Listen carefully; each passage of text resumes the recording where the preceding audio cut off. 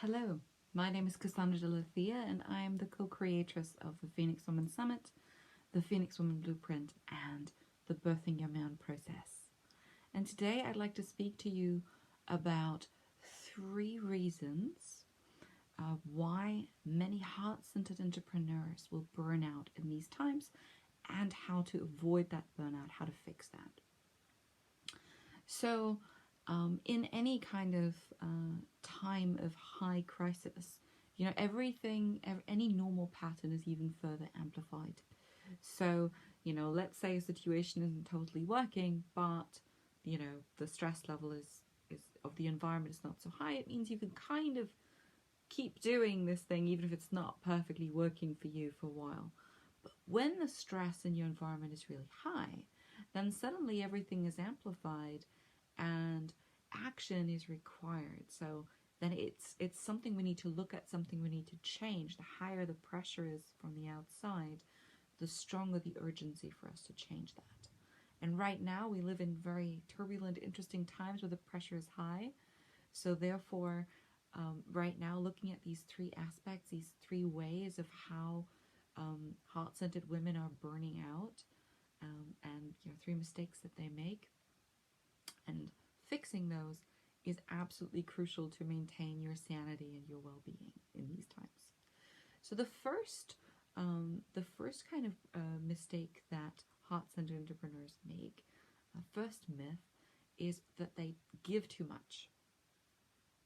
So a lot of people who have a very big heart are, overgivers or overachievers. Like they kind of take their self-worth and their self-value from how much they're doing for those around them.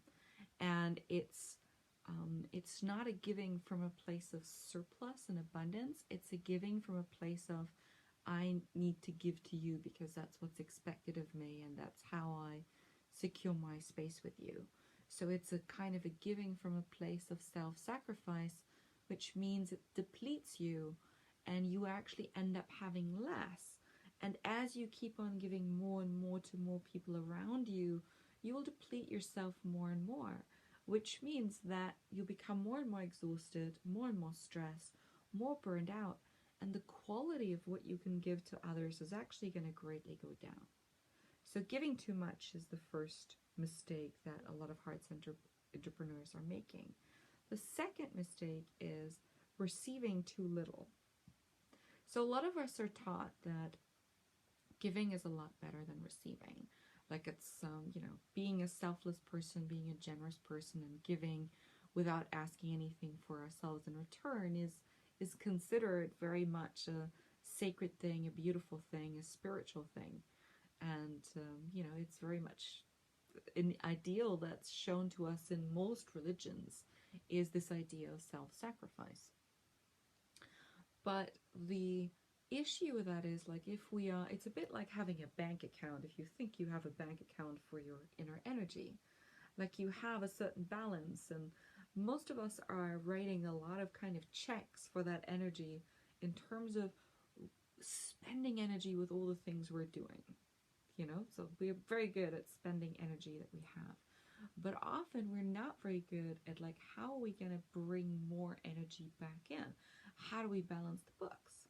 And if it was an actual kind of bank account, then you would be spending way more than you're getting back in. Do you know what would happen? You would kind of go bankrupt at some point.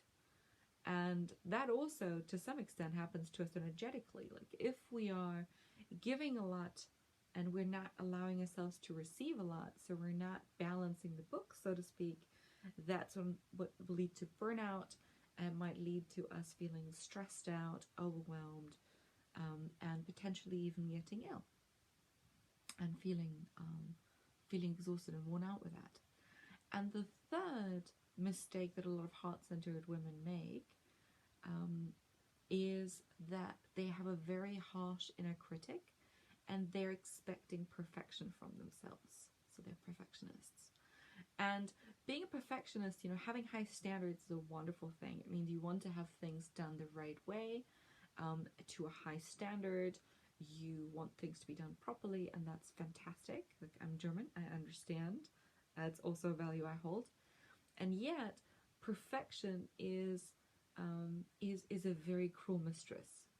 Like no matter how good you are, it's never really quite gonna be perfect. There's always something that you can find that's wrong with it. And that when we're always looking for perfection, we're always going to be disappointed with ourselves and what we're doing. And that kind of feeds that often pretty harsh inner critic that pulls us apart and says, oh, this is not perfect, this was no good, this was rubbish, you're not good enough, you know, how could you do that? And that kind of, that voice that tears us apart. And you know what, like life is hard enough as it is sometimes, and especially in times like these. So right now, like having that, allowing yourself the luxury of like a tough inner critic that tears you apart, it's just we don't have it anymore. We don't have much in terms of spare emotional, mental, and other resources to kind of indulge that inner critic that's like wastefully kind of, you know, working against us. Right now, like the solution is we need to start to, you know, work with ourselves, like have that inner critic, you know, transform into an inner champion, and thereby like transforming that voice of the inner critic and getting onto our own side, becoming our own supporter, like having all of us work in the same direction rather than having a part of us sabotage us. So it's those three things that normally lead heart-centered entrepreneurs to burn out. It's either that they give too much, they receive too little, or they're too hard on themselves, like they're too perfectionist in their point of view. And for some of us, it's all three of those. So what are the solutions? The solutions is allow yourself to rest more, allow yourself to receive more from the people around you, and begin to look for what's already working in your life. If you need to compare yourself to anyone in your life, compare yourself to yourself like 5 years ago. Like compare yourself to your past self and see how far you've already come. Like the difficulty with having a harsh inner critic is that often you see everything that's not yet there, but it's more difficult for you to see all the things you've already accomplished and to celebrate them.